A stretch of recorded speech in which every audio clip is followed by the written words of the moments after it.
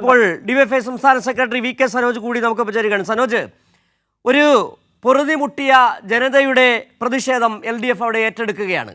Youth കോൺഗ്രസിൻ്റെ biryani challenge, fish challenge അടക്കമുള്ള തട്ടിപ്പുകൾ, KPCC പിരിച്ചത് വീട് എവിടെ എന്ന് ചോദിക്കുമ്പോൾ കൈമലർത്തുന്ന KPCC അധ്യക്ഷൻ, ദുരന്തബാധിതർക്ക് വേണ്ടി ഭൂമി വാങ്ങി തട്ടിപ്പ് നടത്തിയ ലീഗ്, മുഖ്യമന്ത്രിയുടെ ദുരിതാശ്വാസ നിധിയിലേക്ക് നയാ പൈസ നൽകാത്ത പ്രിയങ്ക ഗാന്ധി, അങ്ങനെ തട്ടിപ്പ് മുന്നണി ദുരന്തങ്ങളിൽ സാധ്യത കണ്ടെത്തിയ ആ മുന്നണിക്കെതിരെ വലിയ തരത്തിലുള്ള പ്രതിഷേധം ഉയരുകയാണ്. എങ്ങനെ വിലയിരുത്തുന്നു? ഒപ്പം തന്നെ നിങ്ങൾ നടത്തിയ ആ വലിയ ചലഞ്ച് ഉണ്ടല്ലോ, 20 കോടി പിരിച്ചത്, അതുകൂടി ജനങ്ങൾക്ക് ഒന്നുകൂടി ബോധ്യപ്പെടാനുള്ള അവസരം.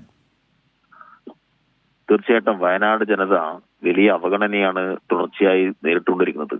അത് കേന്ദ്ര ഗവൺമെന്റിന്റെ ഭാഗത്തു നിന്നും അവിടെയുള്ള MPയുടെ ഉൾപ്പെടെ ശ്രദ്ധക്കുറവിന്റെ എല്ലാം ഭാഗമായി അനുഭവിക്കേണ്ടി വരുന്ന അവഗണന ചൂണ്ടിക്കാണിച്ചുകൊണ്ടാണ് ഇടതുപക്ഷത്തിന്റെ ആഭിമുഖ്യത്തിൽ ഒരു വലിയ മനുഷ്യച്ചങ്ങലക്ക് അവിടെ നേതൃത്വം കൊടുക്കുന്നത്. അവിടെ വയനാട് ദുരന്തത്തെ മുൻനിർത്തിയിട്ട് യൂത്ത് കോൺഗ്രസും ലീഗുമെല്ലാം വമ്പിച്ച പണപ്പിരിവാണ് നടത്തിയിട്ടുള്ളത്. ലീഗ് പിരിച്ച 36 കോടി അതിന്റെ ആപ്പ് വഴിയുള്ള കണക്കുകളൊക്കെ പുറത്തുവിട്ടെങ്കിലും അതിന്റെ തുടർ കാര്യങ്ങൾ സംബന്ധിച്ച് അവർ നടത്തിയിട്ടുള്ള ആദ്യ പ്രവർത്തനം തന്നെ അഴിമതിയുടെ നിഴലിൽ പെട്ടിരിക്കുന്നു എന്നുള്ളതാണ് അവർക്കിടയിൽ നിന്ന് ഉയർന്നു വരുന്ന വാർത്തകളും ആക്ഷേപങ്ങളും. അവര് ഭൂമി വാങ്ങിയത് അവിടെയുള്ള സാധാരണ അവിടെ കച്ചവടം നടക്കുന്ന ഭൂമിയുടെ വിലയിൽ നിന്ന് എത്രയോ ഇരട്ടി തുക കൊടുത്തിട്ടാണ്. മാത്രമല്ല, വാങ്ങിയ ഭൂമിയിൽ വീട് നിർമ്മിക്കാൻ ആവശ്യമായിട്ടുള്ള നിയമപരമായ പ്രശ്നങ്ങൾ ഉൾപ്പെടെ ഉണ്ട് എന്ന് മനസ്സിലാക്കിക്കൊണ്ട് തന്നെയാണ് ആ ഭൂമി വാങ്ങിയിട്ടുള്ളത്. അതുകൊണ്ട് തന്നെ അവിടെ നിർമ്മാണ പ്രവൃത്തി നടക്കാൻ പോകുന്നില്ല എന്നതാണ് വയനാടുകാർക്ക് ഇപ്പോൾ അനുഭവപ്പെട്ടുകൊണ്ടിരിക്കുന്നത്.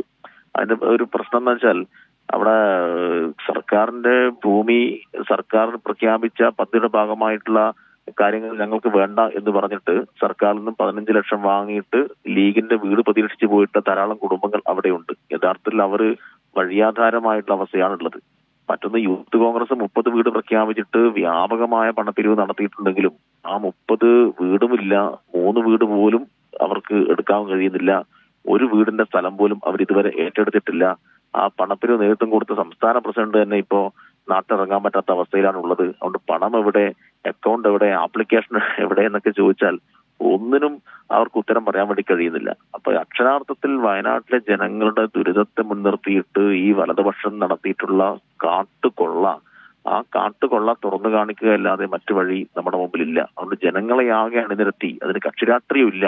ഇടതുപക്ഷമാണ് ഇതിന് നേതൃത്വം കൊടുക്കുന്നതെങ്കിലും ഇത്രയും കാലം വലതുപക്ഷത്തിന് വോട്ട് ചെയ്തിട്ടുള്ള ആളുകൾ ഉൾപ്പെടെ ഈ സമരത്തിന്റെ ഭാഗമായി മാറും എന്നാണ് വയനാട്ടിൽ കേൾക്കുന്ന വാർത്തകൾ. സനോജ്, ഒരു കാര്യം കൂടി, ഈ യൂത്ത് കോൺഗ്രസ് ഈ രാഹുൽ മാങ്കൂട്ടത്തിൽ ഈ സ്ത്രീപീഡന കേസിൽ പെടുന്നതിന് മുമ്പ് ഒരു വാർത്താ സമ്മേളനത്തിൽ ചോദിച്ചപ്പോൾ ഞങ്ങൾ പിരിച്ച 4 കോടിയിൽ 88 ലക്ഷമാണല്ലോ അക്കൗണ്ടിലുള്ളത്, ബാക്കി പൈസ എവിടെയെന്ന് ചോദിച്ചപ്പോൾ അത് ഞങ്ങൾ കോൺഗ്രസ് വെച്ച് നൽകുന്ന വീടിനൊപ്പം ഞങ്ങളുടെ വീടും ഉണ്ടാകും. KPCC അധ്യക്ഷൻ സണ്ണി ജോസഫിനോട് തിരുവനന്തപുരത്ത് മാധ്യമപ്രവർത്തകർ ചോദിച്ചപ്പോൾ അതിൻ്റെ ചുമതല എനിക്കല്ല, മറ്റു ചിലർക്കാണെന്ന് പറഞ്ഞ് ഒഴിയുകയും ചെയ്യും. വളരെ കൃത്യമാണ്. കോൺഗ്രസ് ചെയ്യുന്നതിൻ്റെ അതേ പിന്തുണച്ച് അതിൻ്റെ പിന്നാലെ തന്നെയാണ് യൂത്ത് കോൺഗ്രസും. തട്ടിപ്പാണ് മുഖമുദ്ര. അല്ല, അതില് കോൺഗ്രസ് എത്ര പണം പിരിച്ചു എന്ന് ഇതുവരെ ജനങ്ങളോട് വ്യക്തമാക്കിയിട്ടില്ല. എനിക്ക് തോന്നുന്നു KPCC യോഗത്തിൽ പോലും കോൺഗ്രസ് നേതാക്കന്മാർ അത് സംബന്ധിച്ച് ഒരു വ്യക്തത വരുത്തിയിട്ടില്ല. കോൺഗ്രസ് പിരിവിന് ഉപയോഗപ്പെടുത്തിയിട്ടുള്ള ആപ്പ് കാണാനില്ല എന്നാണ് ഇപ്പൊ കിട്ടുന്ന വിവരം. അതങ്ങനെ കിടക്കുകയാണ്. അപ്പോ നേരത്തെ തന്നെ കോൺഗ്രസ് 1000 വീട് പ്രഖ്യാപിച്ചിട്ട് ഒറ്റ വീടും നിർമ്മിച്ചു കൊടുത്തിട്ടില്ല എന്ന് നമുക്കറിയാം. അപ്പൊ 30 വീടിന്റെ തുക പിരിച്ചിട്ടുണ്ട്, അത് കോൺഗ്രസിനെ ഏൽപ്പിക്കും എന്നെല്ലാം പറഞ്ഞ് തട്ടിത്തപ്പിയിട്ടുള്ള യൂത്ത് കോൺഗ്രസിനെ പ്രശ്നം നമ്മൾ കണ്ടു.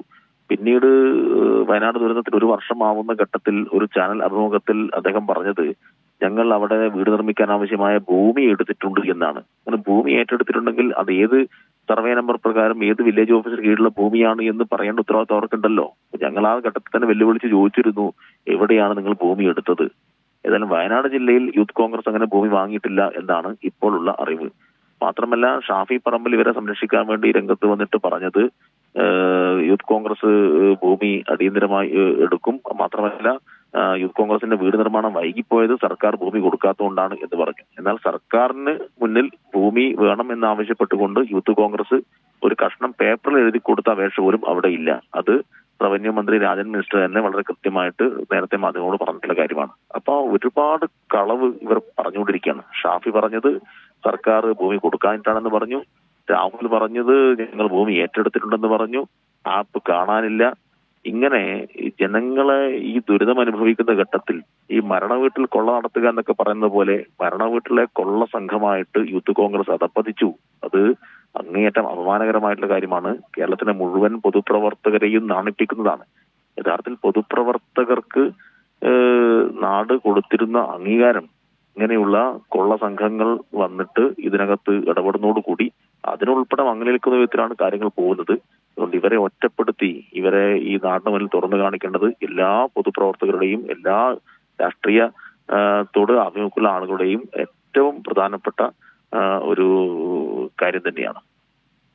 ശരി, വളരെ നന്ദി സനോജ് ഈ സാഹചര്യത്തിൽ പ്രതികരിച്ചതിന്. പക്ഷേ സനോജ് പറഞ്ഞതുപോലെ തന്നെയാണ്, മരണവീട്ടിലെ കൊള്ളസംഘമായി ഒരു മുന്നണി മാറിയിരിക്കുന്നു. അതിന് നേതൃത്വം കൊടുക്കുകയാണ് സണ്ണി ജോസഫും രാഹുൽ മാങ്കൂട്ടത്തിലും അടക്കമുള്ളവർ. വളരെ നന്ദി ഈ സാഹചര്യത്തിൽ പ്രതികരിച്ചതിന് സനോജ്.